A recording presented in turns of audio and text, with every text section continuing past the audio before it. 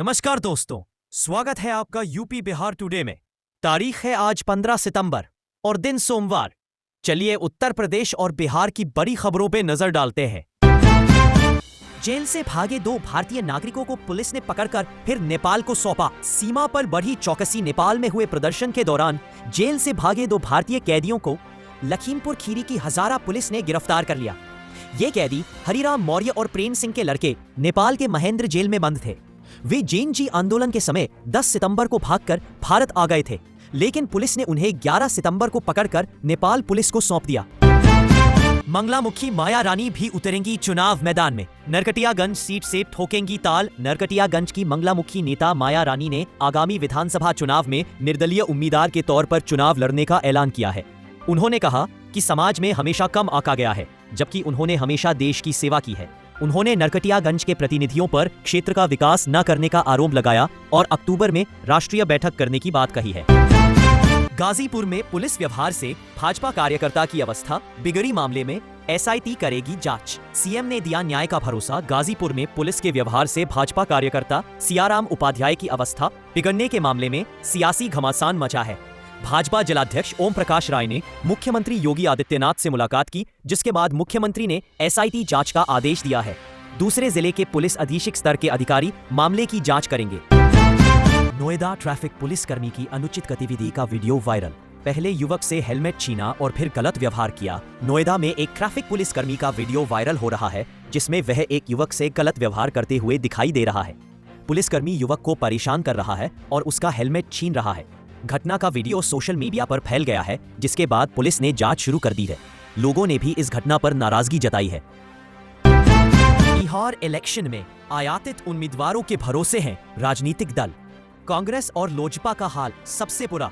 बिहार में विधानसभा चुनाव नजदीक हैं और राजनीतिक दल उम्मीदवारों की कमी से जूझ रहे हैं। कई पार्टियां बाहरी उम्मीदवारों पर निर्भर है, जैसा कि 2020 के चुनाव में देखा गया।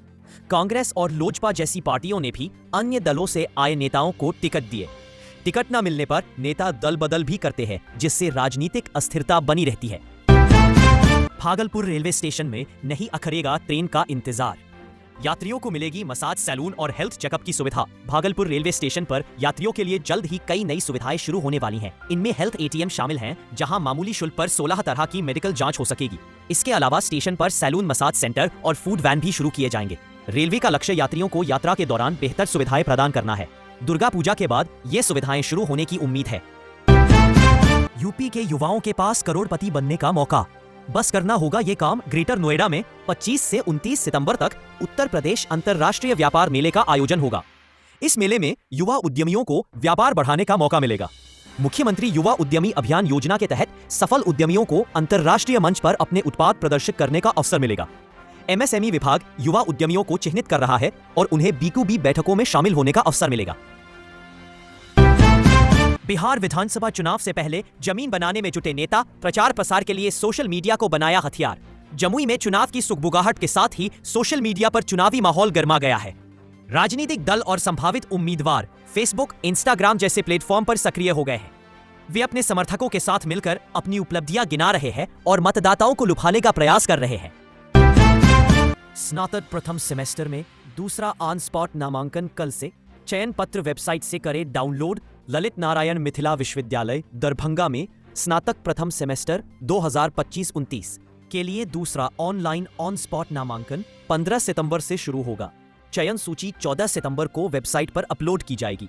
प्राचार्य रिक्त सीटों पर सभी श्रेणी के अभ्यर्थियों का नामांकन सुनिश्चित करें। पिछली चयन सूचियां निरस्त रहेंगी। केवल स्पॉट राउंड के चयन पत्र मान्य होंगे। मॉडल रेलवे स्टेशन के लिए अभी और करना होगा इंतजार।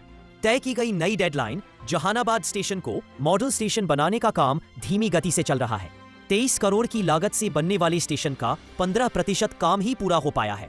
अब इसके पूरा होने की समय सीमा 2027 तक बढ़ गई है, जिससे यात्रियों को परेशानी हो रही है। स्टेशन में हाईटेक सुविधाएं होंगी, लेकिन लोगों को अभी और इंतजार करना होगा। नौकरी का झांसा देकर हिमाचल बुलाया, 3 माह तक किया गलत व्यवहार। 5 लोगों पर मुकदमा दर्ज। पीलभीत में एक युवक ने इंस्टाग्राम के जरिए एक युवती को हिमाचल प्रदेश में नौकरी का झांसा देकर बुलाया।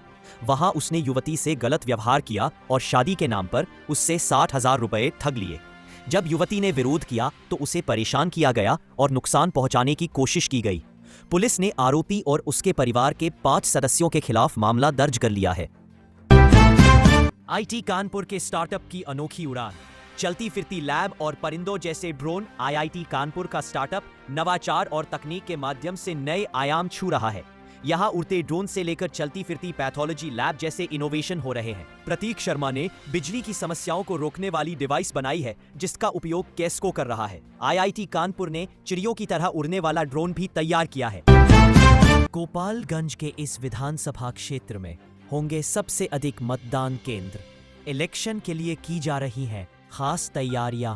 गोपालगंज में आगामी बिहार विधानसभा चुनाव के लिए 2373 मतदान केंद्र बनाए जाएंगे। भोरे सुरक्षित क्षेत्र में सबसे अधिक 426 केंद्र होंगे, जबकि बरौली में सबसे कम 364 केंद्र होंगे। प्रशासनिक स्तर पर सेक्टर और गश्त दल का गठन किया जा रहा है। जिला निर्वाचन पदाधिकारी तैयारियों की समीक्षा कर रहे हैं।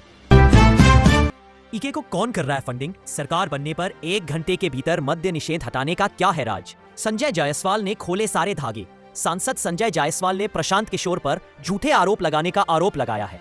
उन्होंने कहा कि किशोर ने माना है कि छावनी का पेट्रोल पंप उनका नहीं है। सांसद ने किशोर पर 2022 में ही पार्टी बनाने के बावजूद पदयात्रा निकालकर झूठ बोलने का आरोप लगाया।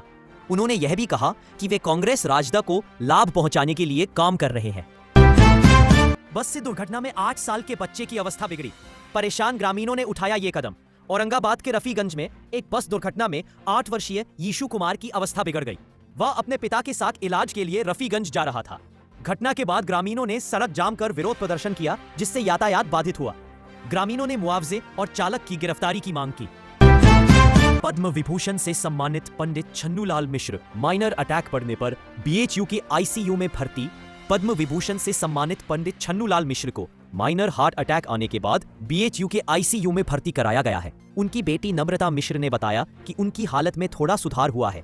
पिछले कुछ महीनों से बीमार चल रहे पंडित छन्नूलाल मिश्र को पहले रामकृष्ण मिशन अस्पताल में भर्ती कराया गया था। मामा के दाह संस्कार में पटना जा रहा था भांजा। चलती ट्रेन में चढ़ने से हुई दुखद घटना। भागलपुर स्टेशन पर रविवार को एक दुखद घटना में मामा के अंतिम संस्कार में पटना जा रहे मानव अम्बष्ट की अवस्था बिगड़ गई। 44 वर्षीय मानव, जो एक मोबाइल कंपनी में रीजनल मैनेजर थे, पत्नी के साथ इंटरसिटी एक्सप्रेस से यात्रा कर रहे थे। ट्रेन में चढ़ते समय संतुलन बिगड़ने से वह गिर गए और गंभीर रूप से घायल हो गए। बिजली विभाग का नया खेल, बिना बताए घर का मीटर हो जा रहा प्रीपेड। उपभोक्ता परेशान। लखनऊ में स्मार्ट मीटर उपभोक्ताओं के लिए एक नई समस्या बन गए हैं। बंगला बाजार में एक उपभोक्ता का पोस्टपेड मीटर खराब होने पर उसे प्रीपेड में बदल दिया गया। नीलमता में एक अन्य उपभोक्ता का मीटर समय पर बिल जमा करने के बावजूद प्रीपेड कर दिया गया। उपभोक्ता अब बिजली विभाग के चक्कर काट रहे हैं। यूपी के इंजीनियर्स का कमाल। ऐसी डिवाइस बनाई जो हवा से विषैली गैस सोखकर बनाती है ऑक्सीजन। कैसे करती है काम? मैनपुरी के राजकीय इंजीनियरिंग कॉलेज के इंजीनियरों ने पर्यावरण प्रदूषण को नियंत्रित करने के लिए एक ब्लैक कार्बन कैप्चरिंग डिवाइस बनाई है।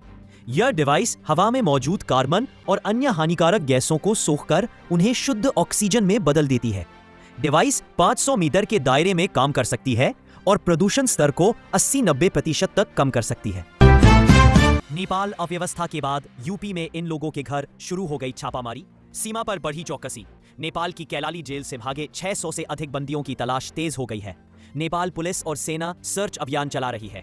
खीरी जिले में 3 बंदियों की गिरफ्तारी के बाद आशंका बढ़ गई है कि कुछ और बंदी भारत में प्रवेश कर सकते हैं। संभावित ठिकानों पर दबिश दी जा रही है। 4 दिन से लापता महिला का शव गोमती नदी में मिला। इलाके में मची सनसनी। सुल्तानपुर में 4 दिन से लापता महिला का शरीर गोमती नदी में मिला। परिजनों ने शरीर की शिनाख्त मोनी सोनकर के रूप में की। मोनी 11 सितंबर को घर से लापता हो गई थी। बताया जा रहा है कि वह मानसिक रूप से अस्वस्थ थी। मृतका के 3 छोटे बच्चे हैं।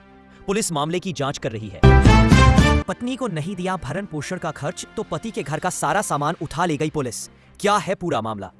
गोपालगंज के उचका गांव में न्यायालय के आदेश की अवहेलना करते हुए पत्नी और बच्चों को भरण पोषण राशि न देने पर पुलिस ने जमशेद आलम के घर कुर्की की कार्रवाई की। परिवार न्यायालय के आदेश के बाद भी 34 महीने तक राशि नहीं दी गई, जिसके बाद न्यायालय ने कुर्की का आदेश दिया। सासाराम में रेल फ्लाईओवर आरएफओ का परिचालन जल्द शुरू होने की उम्मीद है, क्योंकि लाइन बिछाने और विद्युतीकरण का 80% काम पूरा हो गया है। सासाराम जंक्शन और आरा लाइन से रेल लाइन को जोड़ने का काम बाकी है, जिसके लिए रेलवे स्टेडियम को छोटा किया जा रहा है। नोएडा में हाईटेंशन तार की चपेट में आने से छात्र की दुखद अवस्था। ग्रामीणों ने बिजली विभाग पर लगाए गंभीर आरोप। रबुपुरा कोपाली क्षेत्र के आछेपुर गांव में 21 वर्षीय छात्र मनीष हाईटेंशन लाइन की चपेट में आकर घायल हो गया और अस्पताल में उसकी अवस्था बिगड़ गई। ग्रामीणों ने बिजली विभाग पर लापरवाही का आरोप लगाया है। परिजनों ने बिना पोस्टमार्टम कराए अंतिम संस्कार कर दिया। बिजली विभाग ने जांच कराने की बात कही है। छात्र ग्रेटर नोएडा के एक निजी कॉलेज में बीकॉम का छात्र था। बदायूं पुलिस ने 2 अंतर जनपदीय चोरों को पकड़ा। बाइक व ई रिक्शा समेत काफी सामान बरामद। बदायूं की वजीरगंज पुलिस ने 2 अंतरराज्यीय चोरों को गिरफ्तार किया है। उनके कब्जे से चोरी की 3 बाइक और 1 ई रिक्शा सहित कई सामान बरामद हुए हैं। पूछताछ में उन्होंने कई चोरियों का खुलासा किया, जिसमें मंदिरों, पंचायत भवनों और दुकानों से सामान चुराना शामिल है। पुलिस ने दोनों को गिरफ्तार कर जेल भेज दिया है और एसएसपी ने पुलिस टीम को पुरस्कृत किया है। चलिए दोस्तों, अब सराफा बाजार पर नजर डालते हैं। सोना 24 कैरेट की कीमत आज 1,11,290 रुपए प्रति 10 ग्राम रही, यानी प्रति ग्राम 11,129 रुपए। वहीं चांदी का भाव 1,32,900 रुपए प्रति किलो रहा, यानी प्रति ग्राम 132 रुपए 90 पैसे। अब नजर डालते हैं अंतर्राष्ट्रीय मुद्रा बाजार पर। भारतीय रुपए की कीमत आज 15 सितंबर 2025 को अमेरिकी डॉलर का भारतीय रुपए के मुकाबले सटीक विनिमय दर लगभग $1.88.26 रही। दोस्तों, आपको न्यूज़ कैसी लगी हमें कमेंट्स में जरूर बताइए। धन्यवाद।